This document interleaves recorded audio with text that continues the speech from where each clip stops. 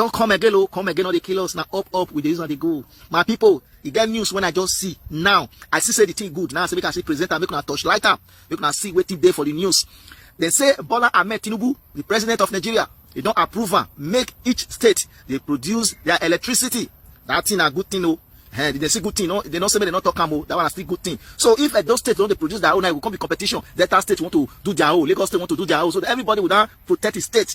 My people, it's not under federal anymore, no. That thing a good thing. But that one no mean say we will not tell the truth to our mandate. We are still collecting our mandate, even though if they do things when we say it will sweet us for mind.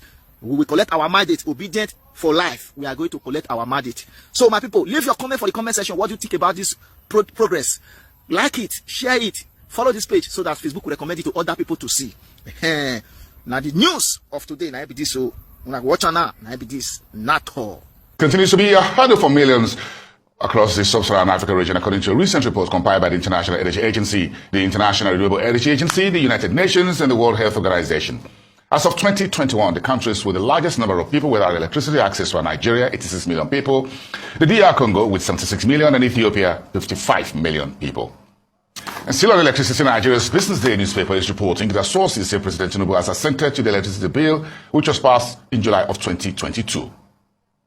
The bill is seeking to repeal the Electricity and Power Sector Reform Act of 2005, thus becoming the Electricity Act, and consolidate all legislations dealing with the electricity supply industry to encourage private sector investments. From our Abuja studios, we're live to Kelvin Emmanuel, the CEO of Dairy Hills Limited, and we're lighting up this conversation. It's good to see you again, my friend. It's been quite some time. It's like good getting together again. Good morning. Thank you so much. Let's light it up. It's a Friday. Great to see you again. Thank you so much. What do you make of this Business Day report, quoting sources within the new presidency that the new president has put his signature to a new electricity bill that consolidates all that we've got on paper into a new electricity document?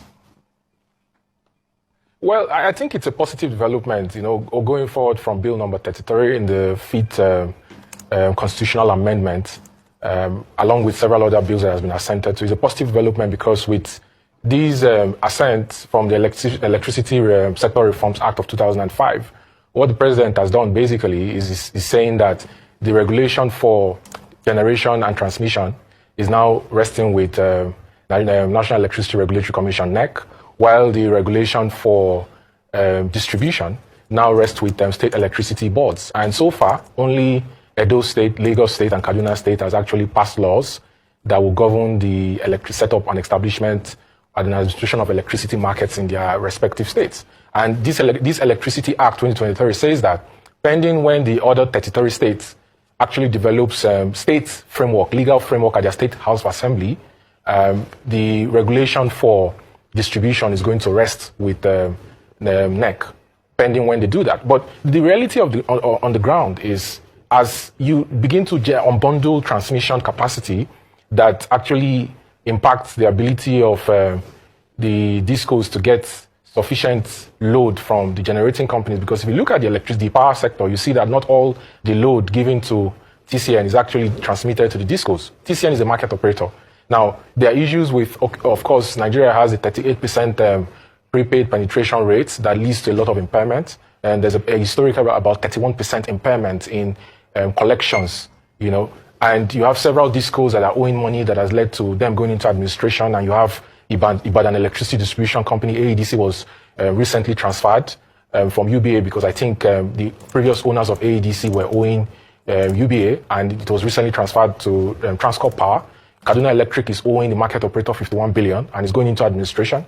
So when you consider the fact that in the final settlement statements or invoices that are sent from the generating companies to the market operator for the discos to pay, and you have embed there covering the shortfall, and you consider that there's a 1.3 million naira outstanding debt, the question I have, is how does the federal government, try to unbundle these debts and incentivize the generating companies to raise generating capacity?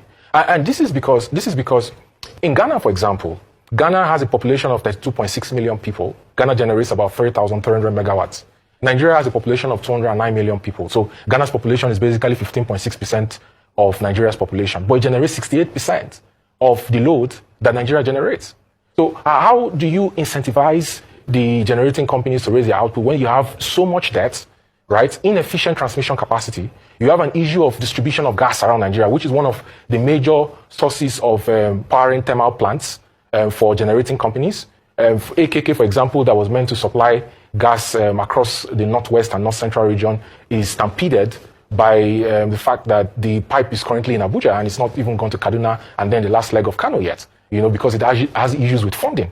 How do you also ensure that LPF or low profile oil is coming at a reasonable price for the generating companies to be able to generate electricity? How do you ensure that the GENCOs are able to backwardly integrate the maintenance and spare facilities in Nigeria so that they're not exposed to FS risk in order to be able to service their equipment, and they don't have downtimes that affect the generating capacity? How do you ensure that prepaid meters are produced at a reasonable rate in Nigeria and they are distributed? Because the issue has always been, people say, we request for prepaid meters, we don't get it. Or there's not a lot of adoption of prepaid meters in Nigeria. So these are the issues that the federal government, NEC, MBET is going out. The DISCOs have to sit down together, and the state governors, Nigeria Governors Forum, they have to sit down together to answer and to address going forward. But why do you think this wasn't signed by former President Muhammadu Buhari? The bill was passed 11 months ago in July of last year. So what has changed? What's the difference over the last year or so? And why do you think the current president is putting the signatures to it as quickly as possible, even within the first 100 days in office? Well, the current president realizes that, for example, Lagos, that has a population of 20 million people and generates less than 1,000 megawatts, is suffering, and that Lagos actually needs a state electricity board, and they need to be able to come up with mini grids and IPPs to generate as much power as they can and set up state electricity boards. Look, former President Buhari realizes that I'm not holding brief for him. He should have signed it earlier. There are also other parts of the bills that were sent to him, that were passed, sent to him for accent, that I expected him to sign, that I didn't sign. But he realized that, look, if he had signed it, the unbundling of the system or the structure will start immediately. Maybe he didn't want to see that fallout and that unbundling process, just like he didn't want to see through the removal of petrol subsidy, even if, according to the PIA, the subsidy was only provisioned for 6 months in 2023 Appropriation Act. So maybe that's the reason why he didn't sign it, and this president has signed. This president realizes that without electricity, it's difficult for you to produce. If you don't raise your production capacity, you can't begin to align all the other macroeconomic indicators to get the economy back on track. Well, there's a report from a number of institutions which says 86 million people in Nigeria reside without electricity as of 2021. Is this a fair assessment? And do you think this bill can go a long way in reducing that figure? Look, I think this bill is a step in the right direction. And like I said, this president has what they call the gas first policy. The president needs to start to build gas high transmission pipes to distribute gas around Nigeria for generating companies. In this Nigerian Electricity Act of 2023, there's an interesting caveat that I think is very good. And the caveat is generating companies actually have renewable energy targets to either get power purchasing agreement from third-party companies who build industrial solar farms and wind turbine farms to be able to add load and sell load to the generating companies. My disappointment, though, is the fact that the government did not see a need to actually raise the captive energy framework from 1 megawatt to 5 to 10 megawatts for independent companies that don't have the big generating company license to be able to generate independent capacity, mostly through IPPs, or even if they want to set up solar farms or wind turbines for areas that have strong winds in Nigeria. I think this bill is a step in the right direction, because what you're going to see is, if this government proceeds with its plan to actually deregulate the price of gas, and build pipeline, high transmission pipe infrastructure around Nigeria, what you're going to see is you're going to see more investments coming.